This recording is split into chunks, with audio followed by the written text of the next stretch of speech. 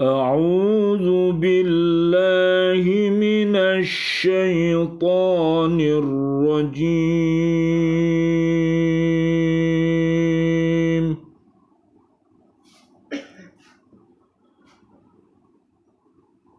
بسم الله الرحمن الرحيم.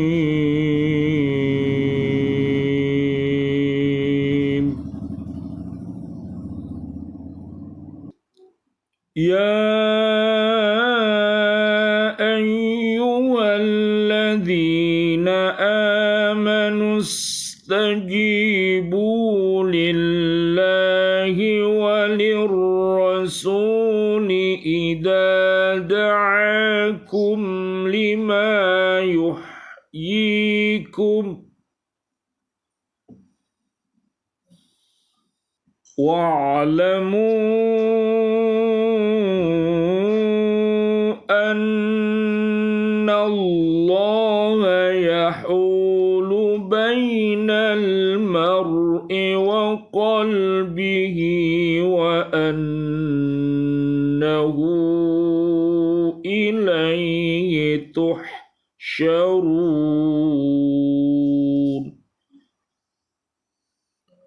Wahai orang-orang yang beriman, penuhilah seruan Allah dan Rasul apabila dia menyerumu kepada sesuatu yang memberi kehidupan kepadamu, dan ketahuilah bahwa sesungguhnya Allah membatasi antara manusia dan hatinya, dan sesungguhnya kepadanyalah kamu akan dikumpulkan. Minta tolong Bu Rinda, ada catatan kecil itu, coba dibaca yang keras. Ya, 362. Oke. Ya. Menyerumu berperang untuk meninggikan kalimat Allah dan menghidupkan Islam dan muslimin. Juga berarti menyerumu kepada iman, petunjuk, jihad, dan segala yang ada hubungannya dengan kebahagiaan hidup di dunia dan akhirat. Ya, yang kemarin kita istilahkan ada hakko jihadi, ada hakko tukotih, ada hakko tilawatih. Ya, mudah-mudahan kita bisa untuk melaksanakan ketiga-tiganya tadi. Jadi termasuk hakko jihadi, yaitu mendermakan sebagian harta benda kita fisabilillah, zakat, infak, sodakoh, itu termasuk makna juga jihad fisabilillah, termasuk juga amar ma'ruf nahi mungkar, kemudian termasuk juga menahan diri kita dari hal-hal yang keji dan mungkar, menundukkan nafsu kita, ya, termasuk juga yaitu berperang membela agama Allah pada saat negeri kita diserang oleh negara-negara lain, maka ada yang namanya resolusi jihad fisabilillah. Baiklah, mari kita bersama kita lanjutkan. Alhamdulillah pada malam hari ini BCA PLKI Surabaya bisa hadir kembali untuk melanjutkan ngaji kita. Pada malam hari ini kita akan mengkaji surat Al-Anfal, surat ke-8, ayatnya ayat 24. Mari kita perhatikan, mudah-mudahan Allah Subhanahu wa Ta'ala menjadikan ilmu yang kita pelajari ini menjadi ilmu yang bermanfaat. Jadi ilmu yang bermanfaat itu bisa berguna bagi diri kita, keluarga besar kita, dan umat untuk memahami ayat-ayat Allah, untuk mengkaji hadis-hadis Nabi Muhammad Sallallahu Alaihi Wasallam, Allahumma sholli wa sallim alaih, untuk bertafakoh fiddin, sehingga diharapkan masing-masing dari diri kita ini mampu untuk memimpin diri-diri kita, menghindarkan dari segala perbuatan keji dan perbuatan mungkar. Makanya kita memohon kepada Allah Subhanahu wa Ta'ala agar kita didekatkan kepada hal-hal yang benar. Allahumma khtim lana bi husnil khatimah wa na'udzubika min su'il khatimah wa na'udzubika minal kafirin wa na'udzubika minad dhalimin wa na'udzubika minal fasikin wa na'udzubika minal munafikin wa na'udzubika minal musyrikin. Amin amin ya robbal alamin. Jadi itulah Bu, akhlak-akhlak yang menyebabkan umat manusia menjadi umat yang terhina adalah melakukan hal-hal yang keji dan mungkar sehingga dia tidak mampu untuk memahami ayat-ayat Allah ini untuk dijadikannya sebagai panduan dalam kehidupan ini. Surat Al-Anfal ayat 24. Allah menyeru kepada orang-orang mukmin bahwa apabila Allah dan Rasul-Nya menyampaikan hukum-hukumnya yang berguna untuk kehidupan mereka, hendaklah mereka menyambut seruan itu dan menerimanya dengan penuh perhatian serta berusaha untuk mengabulkannya.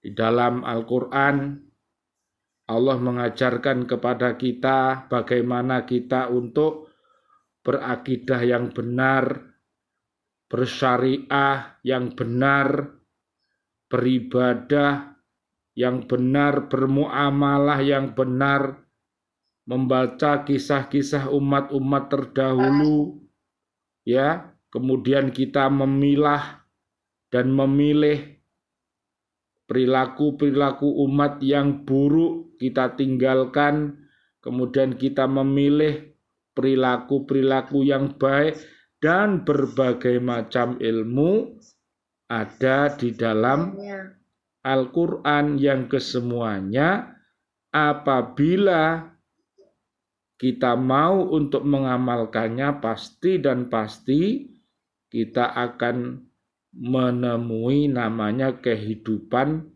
yang berbahagia.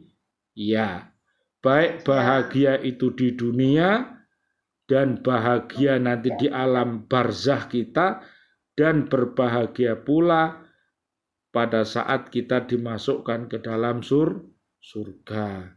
Coba minta tolong surat 16 Bu. Surat 16 ayatnya 97. Surat ke-16, surat An-Nahl ayat 97. Barang siapa mengerjakan kebajikan, baik laki-laki maupun perempuan dalam keadaan beriman, maka pasti akan kami berikan kepadanya kehidupan yang baik. dan akan kami beri balasan dengan pahala yang lebih baik dari apa yang telah mereka kerjakan. Jadi baik itu ya siapa saja, laki-laki ataupun dia itu perempuan, tapi syaratnya harus apa di sini? Beriman. Ya. Islamnya disempurnakan, imannya disempurnakan sampai punya namanya ihsan, merasa diawasi oleh Allah, merasa didengarkan segala ucapan-ucapannya, sehingga dia berupaya berucap-ucap yang baik dan berperilaku yang baik, maka Allah akan memberikan kehidupan yang baik. Ya, kehidupan yang baik fid dunya hasanah wa fil akhirati hasanah wa qina adzabannar. Jadi kalau kita dihindarkan dari api neraka, itu adalah sebuah keberuntungan yang amat besar. Makanya seruan-seruan Allah, seruan-seruan dari Rasulullah, mari kita pahami, mari kita amalkan, mari kita dakwahkan.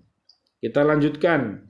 Karena seruan itu mengandung ajaran-ajaran yang berguna bagi kehidupan mereka, seperti mengetahui hukum-hukum Allah yang diberikan kepada makhluknya, suri teladan hidup yang dapat dijadikan contoh dan pelajaran yang utama untuk meningkatkan nilai-nilai kemanusiaan serta mengangkat kehidupan mereka kepada martabat yang sempurna. Jadi intinya kalau orang itu mau menyempurnakan Islamnya, maka dia akan menjadi pribadi-pribadi yang taat kepada aturan-aturan Allah, aturan-aturan yang disampaikan Rasulullah, aturan-aturan bernegara, berbangsa, maka semuanya ini akan terjadi barokah, akan diturunkan oleh Allah karena mereka itu orang-orang yang taat, orang-orang yang bermartabat, ya. Jadi sekali lagi, agar manusia ini punya martabat yang sempurna, yang tinggi, atau maqamam mahmuda. Coba dilihat surat ke-58 ayatnya ayat 11.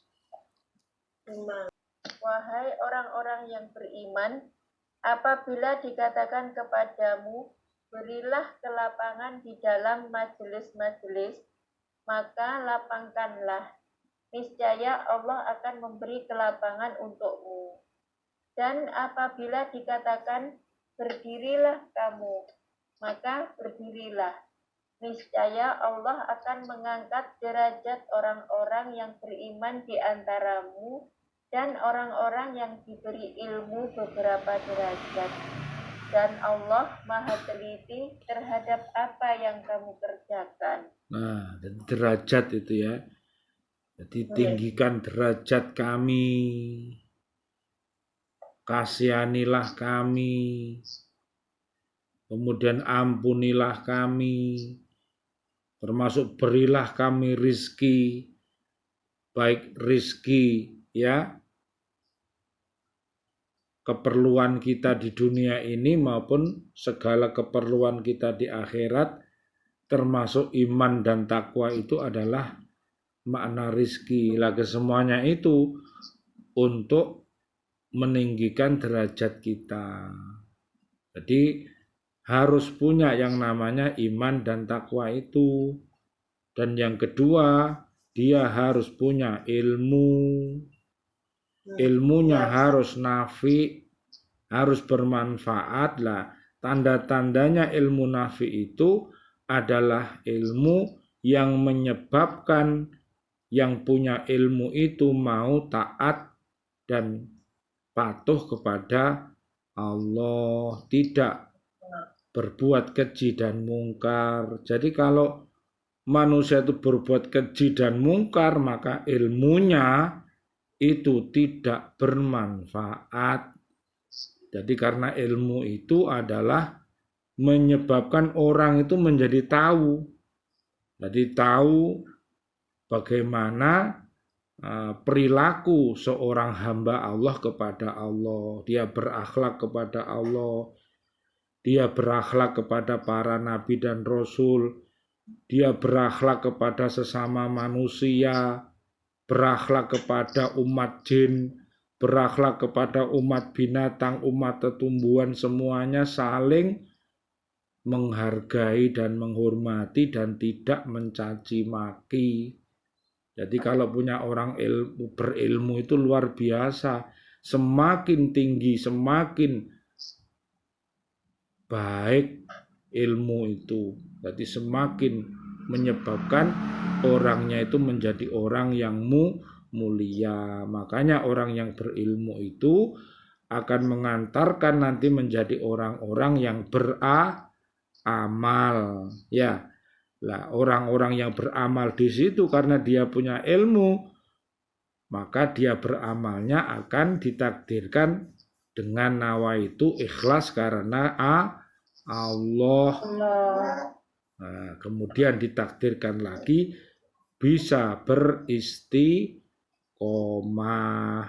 Jadi itu luar biasa, makanya berimanlah dan beristiqomahlah. Itu pesan singkat Nabi kepada para sahabat pada saat sahabat itu datang kepada Rasulullah Muhammad SAW. Allahumma sholli wa sallim alaih. Para sahabat itu minta diberi wasiat oleh Rasul yang singkat dan padat. Maka berimanlah dan beristiqomahlah. Berarti saat hidup sampai wafat dalam keadaan Islam. Ya, jadi begitu. Mari kita lanjutkan. Sehingga mereka dapat menempuh jalan lurus yang mendekatkan diri kepada Allah Subhanahu wa Ta'ala. Akhirnya mereka akan hidup di bawah keridhaan Allah. Di dunia mereka akan berbahagia dan di akhirat akan mendapat surga. Di dalam ayat lain perintah mengikuti Rasul itu disertai dengan perintah memegangnya dengan teguh. Allah berfirman, "Khudhu ma atainakum biquwwati wasma'u." Pegang teguhlah apa yang kami berikan kepadamu dan dengarkanlah. Surat Al-Baqarah ayat 93. Di orang yang mau berpegang teguh, ya bisa berpegang teguh. Apa pegang teguh itu? Punya pendirian yang teguh, pendiriannya kuat, ya tidak mudah patah, ya ibarat pohon gitu, akarnya menancap ke bumi, kemudian pohon itu kuat, cabangnya banyak, buahnya banyak, dan memberikan manfaat bagi semua manusia. Jadi begitu contohnya ya. Coba lihat di surat 39. Bu Rinda. Iya, Bu Rinda silakan buka ayat 17 sama 18. Suratnya surat Az-Zumar, Bu. Ya. Jadi ternyata orang-orang yang menjadi pendengar setia itu adalah orang-orang yang cerdas akalnya. Jadi makanya jadilah kita ini orang yang alim atau guru ya, yang baik, kemudian jadilah murid yang baik, jadilah santri yang baik, kemudian jadilah kita ini pendengar yang baik, pendengar setia, kemudian jadilah kita ini pecinta, ya, pecinta ilmu pengetahuan, pecinta para alim, pecinta para siswa-siswi, ya, kemudian pecinta orang yang mau mendengarkan kebaikan, dan akhirnya, ya, jangan menjadi orang yang kelima, tidak jadi guru, tidak jadi murid, tidak mau mendengarkan, tidak mau jadi pecinta, maka dia menjadi temannya setan. Naudzubillah min dalik. Udah ketemu Bu? Udah ketemu Bu Rinda? Sudah. 39, 17 sama 18. Silahkan dibaca. Surat Az-Zumar ayat 17. Dan orang-orang yang menjauhi togut, yaitu tidak menyembahnya, dan kembali kepada Allah, mereka pantas mendapatkan berita gembira. Sebab itu sampaikanlah kabar gembira itu kepada hamba-hambaku. Ayat 18, yaitu mereka yang mendengarkan perkataan lalu mengikuti apa yang paling baik di antaranya. Mereka itulah orang-orang yang telah diberi petunjuk oleh Allah, dan mereka itulah orang-orang yang mempunyai akal sehat. Akal cerdas, akal sehat. Jadi akan menjadi orang yang terbaik. Kalau jadi guru ya guru terbaik, siswa ya siswa terbaik. Jadi pegawai ya pegawai terbaik. Jadi presiden, jadi menteri, jadi warga bumi ya jadi yang terbaik. Bukan terbalik. Kalau akalnya terganggu ya nanti terbalik. Naudzubillah summa naudzubillah. Jadi itu Bu, ya jadi luar biasa Bu. Ternyata telinga ini luar biasa saat panjenengan lahir dulu. Ayah kita sudah mulai mendengarkan kalimah-kalimah thayyibah itu di telinga kita. Makanya tadi mendengar, ya. Makanya hati-hati. Mari kita dengar, ya, hal-hal yang bisa menyebabkan kita mencintai Allah dan Rasul-Nya. Mari kita lanjutkan. Menaati Rasul hukumnya wajib, baik pada waktu beliau hidup maupun setelah wafat. Menaati Rasul ialah menaati segala macam perintahnya dan menjauhi larangannya yang termuat dalam kitab Al-Quran dan yang termuat pula dalam kitab-kitab hadis yang diketahui kesohihannya. Allah memerintahkan kepada kaum muslimin agar mereka betul-betul mengetahui bahwa Allah membatasi antara manusia dan hatinya. Ungkapan ini mengandung banyak pengertian. 1.